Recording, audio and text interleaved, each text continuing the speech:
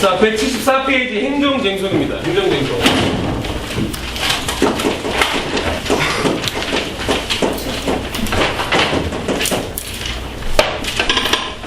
자, 행정쟁송은 민원으로 수정되지 않은 부분, 행정심판을 제기해서 해결한다라는 건데, 행정쟁송에 대한 의미는 행정에 대한 분쟁이에요.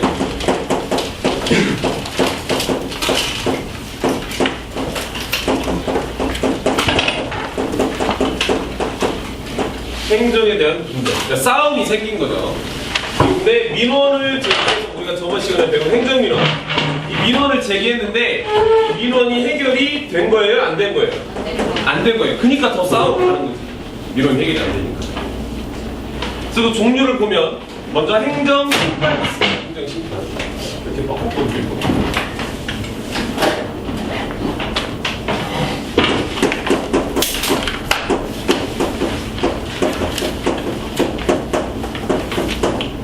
행정심판.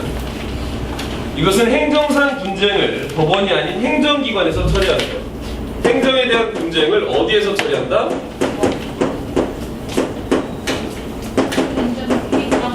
행정기관에서 처리한다.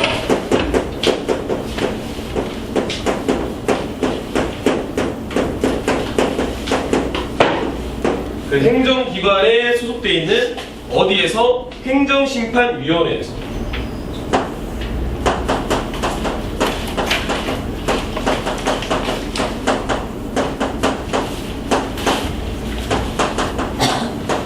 행정심판위원회에서 해야 돼요. 그 행정심판의 내용은 어떤 것들이었느냐? 행정심판의 대상. 먼저 그 행정행위의 위법성, 이게 법률을 어긴 건 아닌가, 이거를 한번 심판해달라고 요구하는 거예요. 행정행위의 위법성. 두 번째는 뭐예요?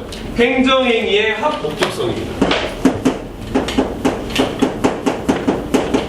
그 행정행위가 목적에 부합하는 정당한 목적을 가지고 하는 것이다.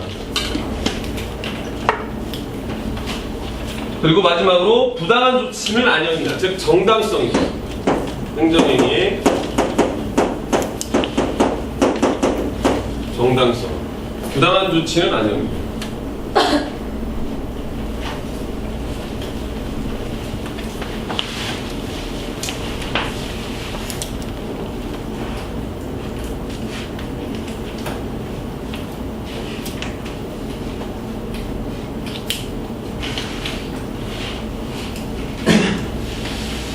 이런 것들을 해주는 것이 행정심판이에요. 다음에 두 번째는 행정심판이 아닌 행정소송이라는 게 있어요.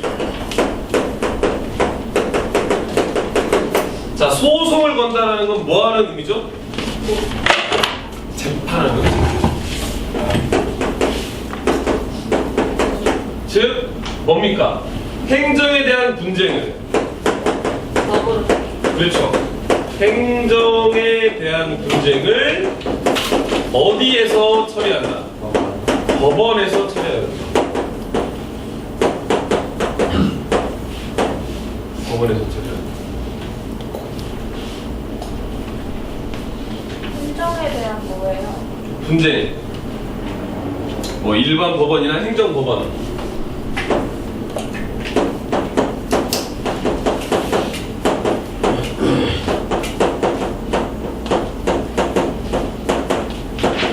포인트는 어디에 있는 거예요? 소송은 어디에서 한다? 법원에서 하고, 심판은 행정기관, 그러니까 행정청 내부에서 하는 거죠. 행정심판은. 행정소송은 아예 별도의 기관, 사법부로 가버리는 거죠. 그리고 이런 판결의 결과, 즉 확정 판결, 이 행정에 대한 분쟁에 대한 확정 판결은 판결, 재판의 결과가 나오면 이것은 행정청을 구속합니다.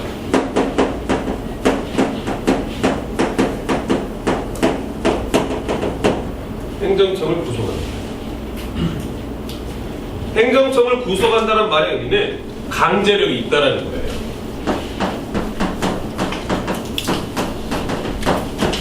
그러면 행정소송하고 행정심판 중에 훨씬 더 힘이 세다라고 생각할 수 있는 건 뭘까요?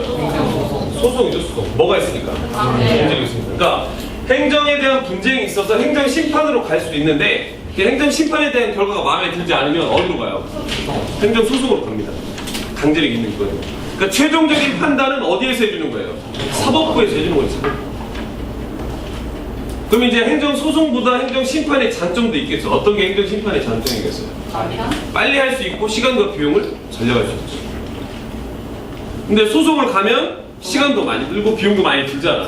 근데 확실한 해답을 얻을 수 있는 거지. 이해되죠? 이게 행정심판과 행정소송의 차이점입니다. 이 두 가지를 다 합쳐서 뭐라고 부른다? 행정쟁소.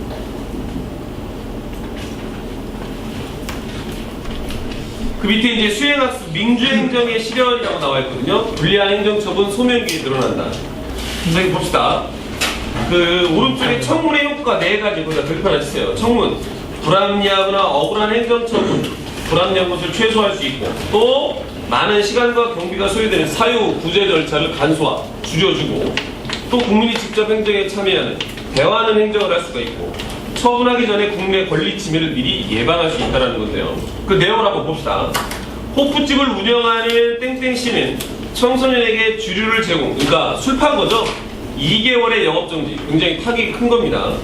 그런데 청문 과정에서 주민증이 위조된 사실을 알 수 없었던 점, 구체적 정황을 청문 주재자에게 적극적으로 소명, 거기다 일줄 주세요, 소명, 밝힌다라는 겁니다. 얘기를 한 거예요. 나 진짜 몰랐어. 제가 주민증 위조했는데 제 성인인 줄 알았어요. 이렇게 얘기를 하니까 어떻게 된 거예요? 행정청은 영업정지 2개월을 며칠로? 20일로 감격, 줄여준 겁니다. 청문이 이제 개별법에서 청문을 하도록 규정한 경우, 행정청이 필요하다고 인정한 경우에 실시하는데, 지난해 실시된 4만 건의 청문 중에 행정청이 자발적으로 실시한 것은 7천 건에 불과했고, 대다수의 청문이 생략되는 경우가 많다. 행안부는 행정기관이 국민에 대해 불리한 처분을 할 경우 제3자인 청문 주재자가 국민의 의견을 직접 듣고 처분의 취지와 내용을 설명하는 청문제도를 확대할 계획이다. 이에 따라서 장애인복지, 담배사업, 조세법 등 22개 부처의 124개 법령에 청문이 도입되었다는 겁니다. 그 위 기사에서 이 땡땡씨의 사례는 청문에 어떤 효과를 기대할 수 있습니까? 먼저 1번 질문. 청문에서 얻을 수 있는 효과는 뭐였어요? 첫 번째 사례가 바로 맞겠죠? 불합리한 행정처분을 지금 최소화해 준 거죠. 억울하잖아. 내가 민증 위조했는데.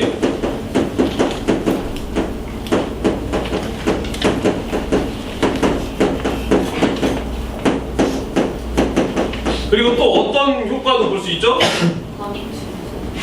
그 소명, 그러니까 청문 가가지고 소명한 것만으로 2달이 20일로 줄었잖아. 뭐야? 사후 구제 절차가 간소화된 거죠.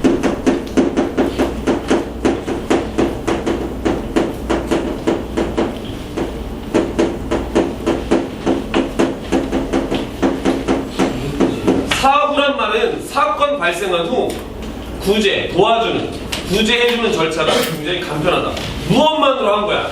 소명만으로 했잖아, 소명. 가서 얘기 한 번 한 것만으로 지금 2달이 20일로 줄은 거 아니에요? 아닌가요? 그래서 얘기 한 번 해가지고 그냥 줄은 거잖아. 굉장히 간편한 거지.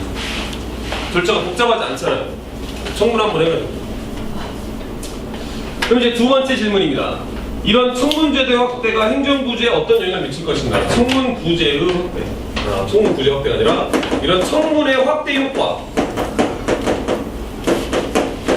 이 청문이 확대되면 어떤 효과를 거둘 수 있느냐? 청문은 뭐라고 그랬죠? 행정청의 처분 이전에 당사자 의견을 직접 듣는 거잖아, 내가. 그랬을 때 어떤 효과를 가져올 수 있느냐? 이런 행정에 대한 분쟁들을 미리 예방할 수 있겠죠. 그죠?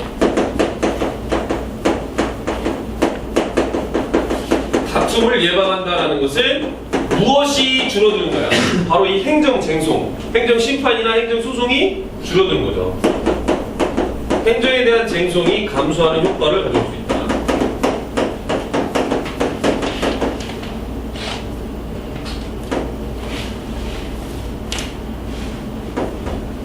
행정쟁송 감소. 이런 효과를 얻을 수 있다는 거죠. 그러니까 먼저 너희들의 불만을 미리 듣고 이런 효과를 거둘 수 있는 거죠.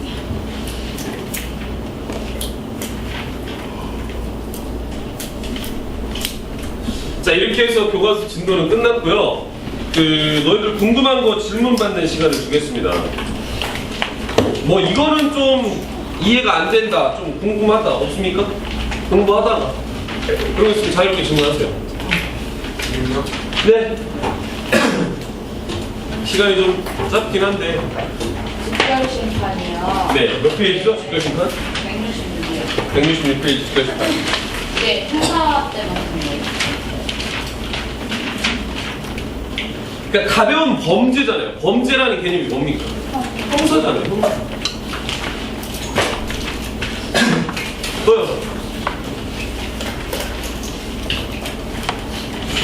네. 화장실 갔다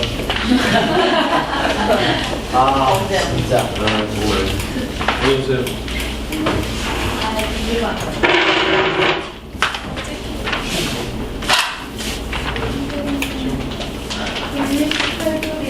네. 두 번째 문단에 네. 재판이 확정된 사진 안날이랑 재판이 확정된 날이랑 뭐예요? 그러니까 이제 재판이 확정된 날을 안 날과 재판이 확정된 날. 예를 들어서 재판 결과 나왔는데 내가 그 재판 결과 나오는 걸 모를 수도 있잖아. 무슨 말인지 이해돼요? 알았다고 어떻게 증명해요? 네? 그걸 알았다는 걸 어떻게 그러니까 확정이 된 날은 날짜가 딱 그 며칠자로 하니까 그건 상관이 없는데 그걸 알았다라고 증명하는 것은 내가 그걸 언제로 고지받았다. 예를 들면은 뭐 이렇게 뭐 우편으로 고지받았다라고 하면